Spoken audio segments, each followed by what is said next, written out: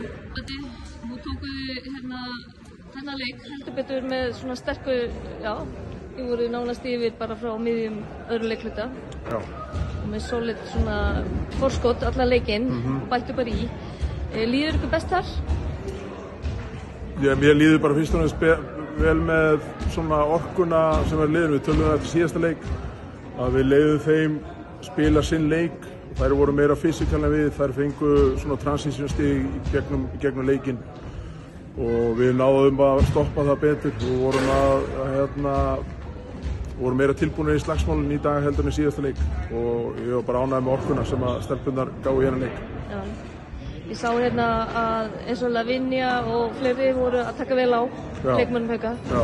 Og Haukar héldu haus, svona lítið ekki pirra þessu of mikið. Já. Þótt að það hafi aðeins truflað ykkur í síðasta leik. Já. Var það gameplan? Var það búið að ræða? Já, það var gameplanið. Við vorum bara vel yfir það að einu viðbyrðum sem mátti alls ekki sína þegar liður eitthvað fysikal á þig eins og síðasta leik og við fórum að kvarta yfir eftir bara nokkrar sekundur.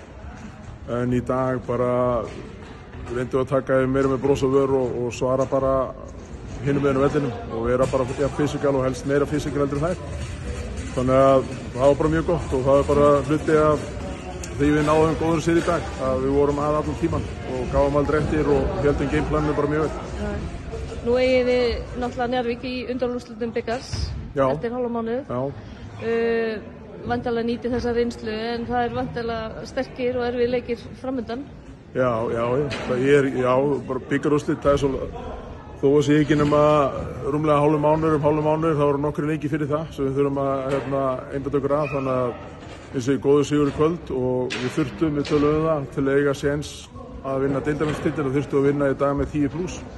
Það var ekki bara að vinna, við þurftum að vera grimmar upp á ná innbyrðis á þær og það tókst og við fögnum því í kvöld og svo er bara Keflavík miðvikudaginn og það er bara næsta verkefni. Já, gangið ykkur súper vel. Takk fyrir það.